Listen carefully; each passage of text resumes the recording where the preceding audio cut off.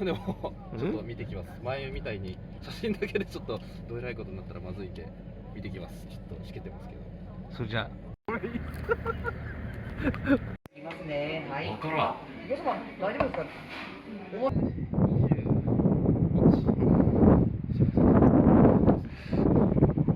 これ村岡君どうですかこれ。